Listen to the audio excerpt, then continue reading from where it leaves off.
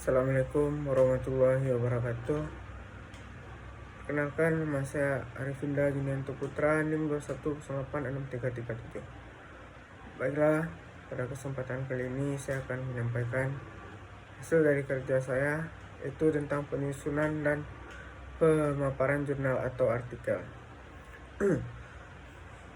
Terutama yaitu memulai penyusunan artikel.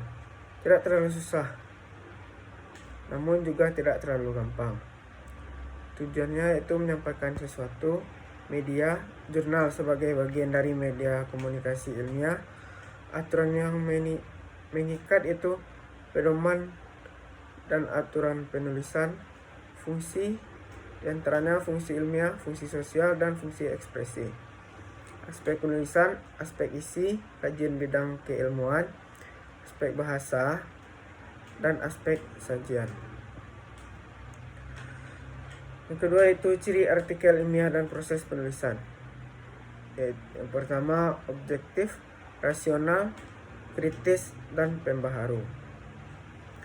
Proses penulisannya: bahan tulisan, kerangka, penulisan draft tulisan anatomi, dan pasca penulisan penyutingan publikasi.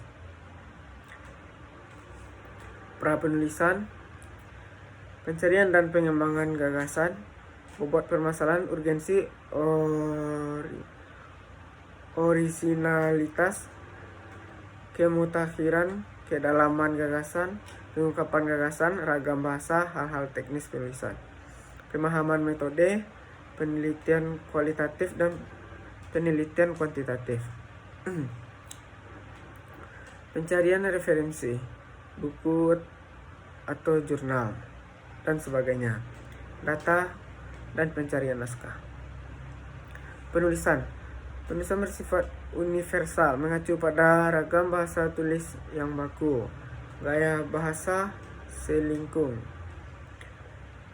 sistematika tulisan, cara merajuk, cara menulis daftar rujukan, penyajian tabel, penyajian gambar, penulisan identitas penulis, draft, kasar tulisan, atau jangan takut menulis.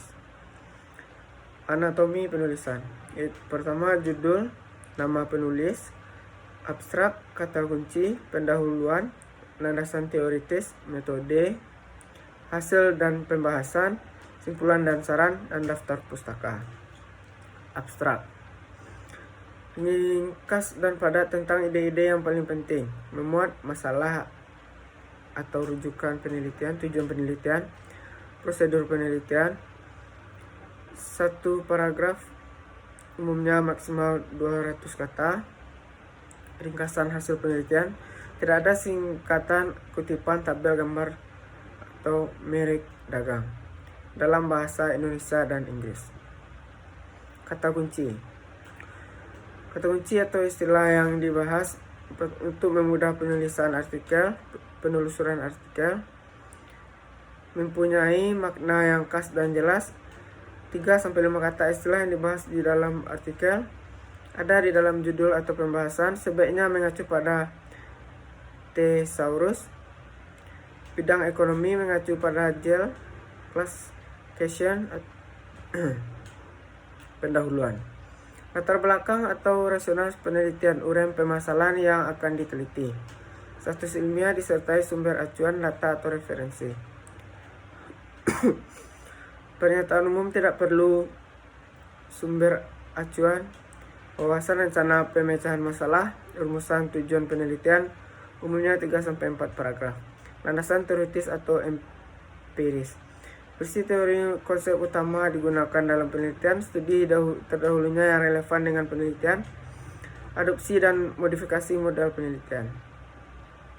Metodologi, uraian terperinci tentang prosedur penelitian. Data dan sumber data, jenis penelitian, kualitatif, kuantitatif, spesifikasi model, bagaimana data dianalisis, adopsi dan modifikasi metode, bahan analisis, cara penelitian sampel, prosedur analisis, pengumpulan data, cara perhitungan atau analisis sampai diperoleh hasil yang diuraikan. Hasil dan pembahasan. Uraian mengenai hasil dan analisis pembahasan merupakan bagian utama artikel ilmiah.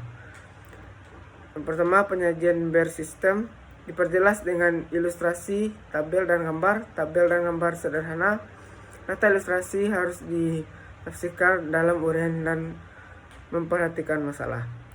Lanjutan, menjawab masalah penelitian atau menunjukkan bagaimana tujuan penelitian tersebut dicapai. Menafsirkan hasil-hasil penelitian, membandingkan hal penelitian dengan model atau teori yang diacu. Merupakan tempat penulis mengemukakan pendapat dan argumen secara bebas, tetapi singkat dan logis. Mengumpulkan hasil penelitian Anda penelitian sebelumnya dengan menunjukkan persamaan dan membahas perbedaannya. Menjelaskan arti temuan untuk memperluas cakrawala ilmu dan teknologi. Kesimpulan dan saran. Bukan kopas dari pembahasan, pernyataan pendek atau generalisasi dari temuan. Membuat jawaban atas pertanyaan penelitian berupa deskriptif, bukan numerik. Membuat aplikasi temuan penelitian, saran yang bersifat praktis, pengembangan teori dan arah penelitian lanjutan. Daftar pustaka harus lengkap sesuai rujukan dan dalam teks. Tata cara penulisan mengacu pada aluran jurnal yang bersangkutan. Sekian presentasi dari saya. Kalau ada salah saya mohon maaf. Wabillahi taufiq wal hidayah. Assalamualaikum warahmatullahi wabarakatuh.